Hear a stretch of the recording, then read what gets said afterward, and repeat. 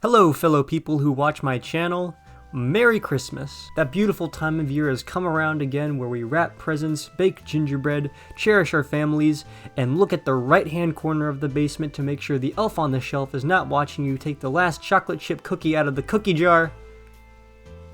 You know, very, very pleasant stuff. But for my family and I, our tradition extends to us chilling and watching Christmas movies. Absolute classics such as National Lampoon Christmas Vacation, Elf, It's a Wonderful Life, the Jim Carrey Grinch movie, all certified Christmas bangers. But this year I decided to challenge myself and watch a bad Christmas film, which ended up being The Christmas That Almost Wasn't, by Rossano Brazzi. Why, you may be asking, did I pick out this specific film in the catalog of crap Christmas movies? A big reason for me choosing this one is because it came out in the 1960s, which is the same decade A Charlie Brown Christmas came out. My all-time favorite Christmas movie, or special, or whatever you want to call it. But really, I thought it would be interesting to look at because it would be my first-hand experience of witnessing a bad pre-2000s Christmas movie. A lot of the bad Christmas movies people, including myself, think of came out after the 2000s. Bad Moms Christmas, The Christmas Prince, The Santa Claus 3, all extremely shitty Christmas movies that came out after the 2000s. And I know there are bad Christmas movies that came out before then, but they aren't acknowledged nearly as much as the stuff we get nowadays in terms of bad Christmas media. So for me, this movie could very much have changed the way that I see pre-2000s Christmas movies forever, which is why I ended up choosing it. It also helps that this movie has a 3.5 on IMDb, so oh boy, I'm gonna be in for a treat now, aren't I? So with that out of the way, let's discuss the movie. Our story opens with an animated musical number that relates to the events of the characters in the film. Personally, I am kind of conflicted by this in terms of quality. On one hand, I think the animation is nice. Definitely not as good as the animation in National Lampoon Christmas Vacation's opening, but it's still pretty cute, and it was made from the 1960s, and probably on a lower budget, so I'll give it a pass. The song itself, while kind of repetitive and a little bland, actually works, unlike a lot of the other musical numbers in this movie. We will get to those in a little bit. Anyways, after this opening, we meet our main character of the movie, Sam Whipple, a broke lawyer helping some kids decorate a Christmas tree. Now, why is he with all these kids? I don't know, maybe he's like a teacher in his spare time or something. Look, man, I'm not the writer of this movie. This is also where we get our first musical number of the movie. And while it is decent and probably the best one out of the entire movie, it is still fairly off-tune and a bit distracting. I should also mention that the editing in this movie is fucking hilarious. I mean, look at this scene.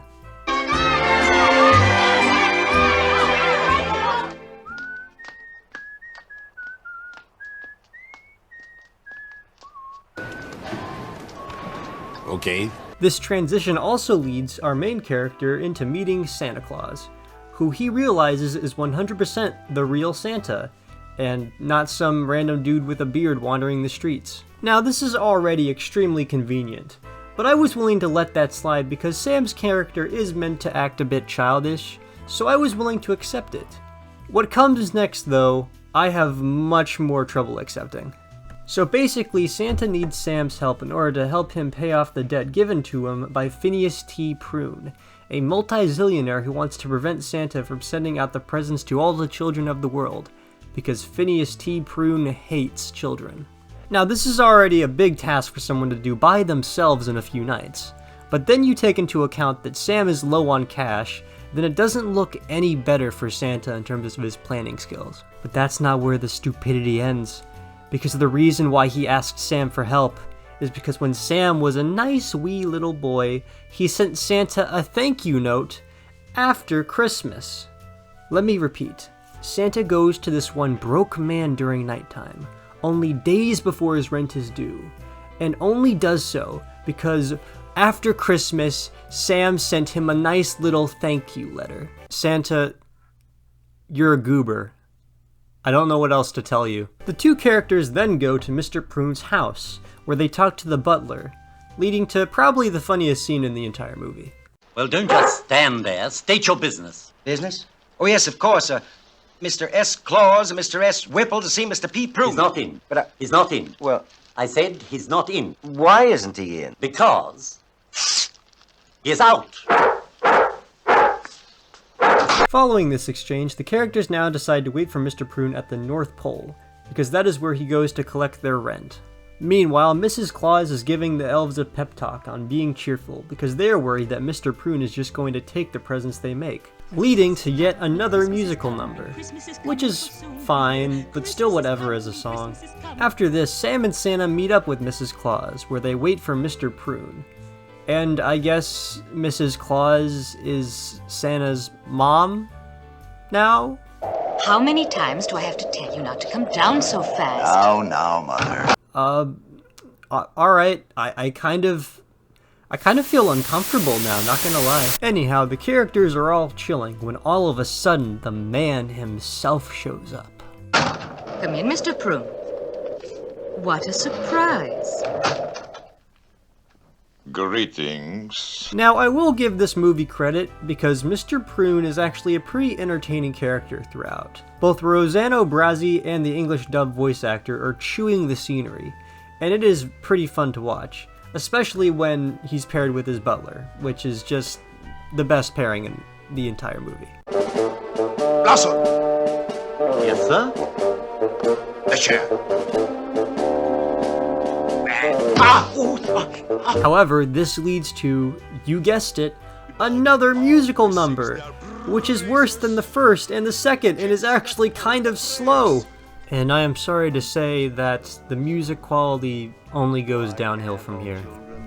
After this confrontation, Mr. Prune leaves, and Sam, Santa, and Mrs. Claus strategize on how to get Mr. Prune off their backs about the rent, eventually coming to the decision that they should convince Mr. Prune about the joys of childhood to change his heart.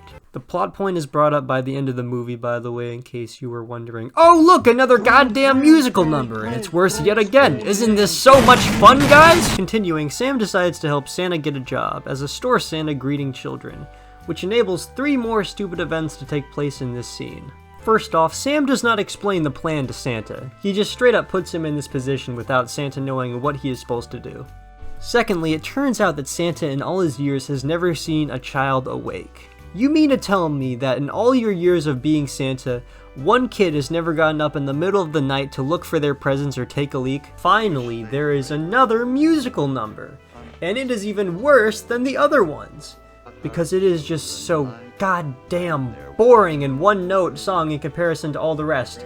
Which is funny because all the other songs are also somewhat one-note and boring. Why the hell is this so bad? Mr. Prune looks through a window in the song, and that's actually pretty funny, so I'll give that to it. But that's all it has going for it. Speaking of Mr. Prune, after he finds out that Santa is getting a job, he and his butler attempt to mess up Santa's job in any way possible, such as popping balloons, spraying itchy spray, and straight up killing him with dynamite. Which, I mean, okay, I thought you just wanted his vicinities, but alright, murder sounds nice as well. This all culminates in Mr. Prune buying the shop in order to fire Santa from earning money, and taking his money that he earned from his job to pay for damaged items he framed the two for breaking. All things considered, it would make sense for the evil rich man to do this, so I'll give that to the movie. I think the conflict works well. What doesn't work is the immediate aftermath, resulting in some of the wonkiest editing I have ever seen. The video fading is odd, the audio cuts out at weird times,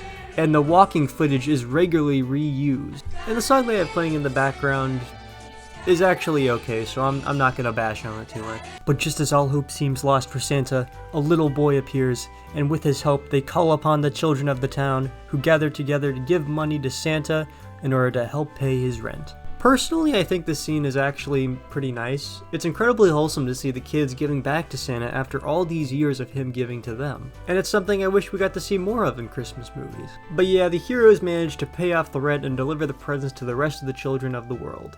Also, there's another song playing, and this one, I'm just gonna let it speak for itself. We've got a date with children, we'll have past Christmas time. We've got a date with children, we'll have a lovely time. What the fuck? Then our heroes give their last gift to Mr. Prune. because that's a plot point they need to resolve from the beginning of the movie. And after getting the sailboat, Mr. Prune sees the joy in Christmas and proceeds to chase down the nearest child he can see. And finally, the movie ends, with Sam and Santa parting ways, and Mr. Prune inviting everyone into his household to celebrate Christmas. A bit of a Christmas Carol ending, but it works, I guess.